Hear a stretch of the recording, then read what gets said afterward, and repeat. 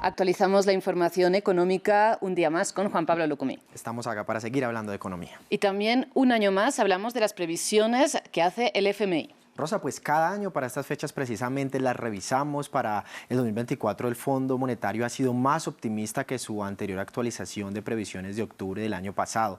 Por ejemplo, esperan un crecimiento resiliente liderado por Estados Unidos y un ritmo más lento de inflación. Vamos a ver las cifras porque la agencia crediticia de 190 países dijo que espera que la economía mundial crezca 3,1% este año, tal cual como lo hizo el año pasado, pero hay que decir que mejoró su cifra desde el 2,9% que había pronosticado para el 2024 en su anterior revisión. Esto fue para octubre. Para las economías avanzadas se espera un crecimiento de una décima menor de lo que tuvo el año pasado. Por un lado, avanzando con la fuerza de Estados Unidos, pero un ritmo no tan acelerado por el lento crecimiento de China y sus problemas económicos que lo hemos estado revisando aquí, el tema de deflación a nivel inmobiliario y también para los trabajos para los jóvenes. Finalmente, para las economías en desarrollo también se espera un comportamiento sólido como lo vemos ahí en el gráfico.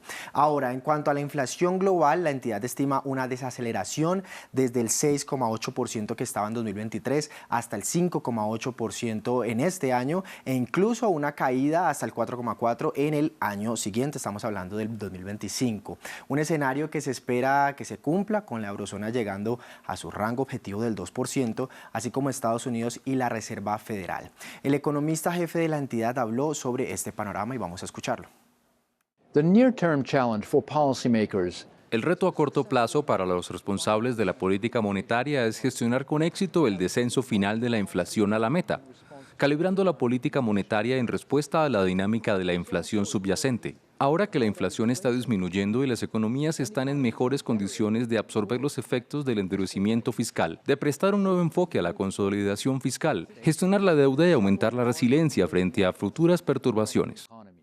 Pues ahora, Juan Pablo, nos centramos en la economía de un país en concreto. Vamos a hablar de Francia, porque ante la protesta de los agricultores, que ya lleva días, el gobierno les ha planteado dos medidas. ¿De qué se trata? Lo hizo pues por medio de un plan que tendrá un monto total de 230 millones de euros. Los primeros, por ejemplo, 150 millones se destinarán para el arranque de viñas que tendría que recibir el visto bueno de la Unión Europea y que todavía está pendiente si sería temporal o definitivo. En este plan también está el apoyo estatal, el fortalecimiento de los programas nacionales y los programas de crédito que todavía continúan. Los 80 millones de euros restantes quedarían para el segundo dispositivo en el que se planea financiar problemas específicos de sectores que han tenido diferentes flagelos muy puntuales, como en ciertas regiones vinícolas, y también al pago de los intereses de préstamos de exportaciones de este sector en 2024, Rosa.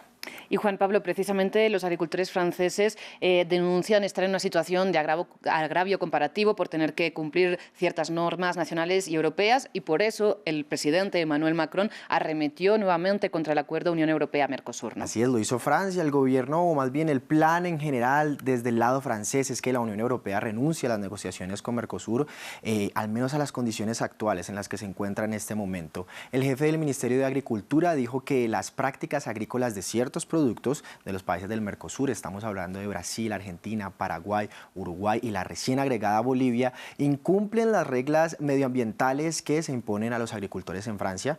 Una de ellas, por ejemplo, es el recurso a hormonas que se usan para el engorde del ganado o el uso de ciertos fitosanitarios.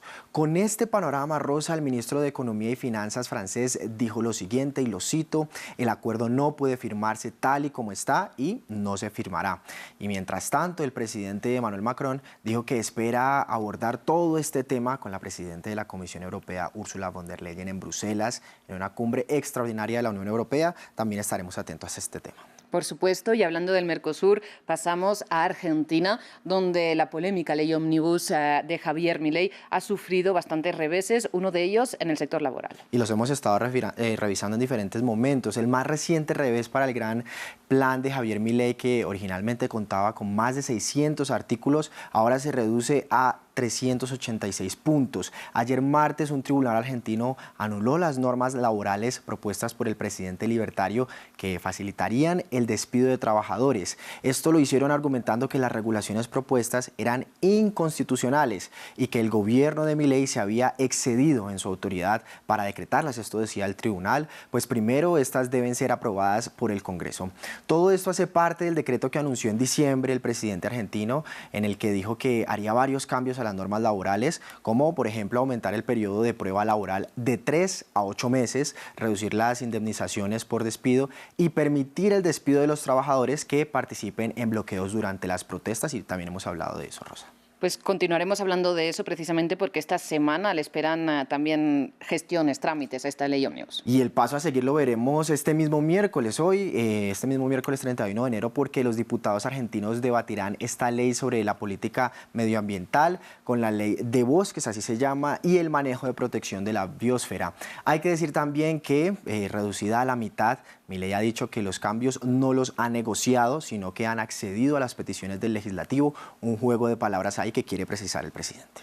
Bueno, ante este panorama económico, ¿qué indican los indicadores? Válgase la redundancia. Seguimos con Argentina y vamos a revisar también la región. Ahí está, por ejemplo, un terreno mixto con este país del que acabamos de hablar a la cabeza y Chile quedándose atrás. Brasil y Perú también estuvieron en pérdidas y México al alza. Precisamente ayer se conoció la tasa de desempleo en Chile. Se ubicó en 8,5% en diciembre de 2023, 2 décimas por debajo de las expectativas de los analistas, en parte por la creación de puestos de trabajo en el comercio y en el sector de salud. Ahí lo vemos en pantalla.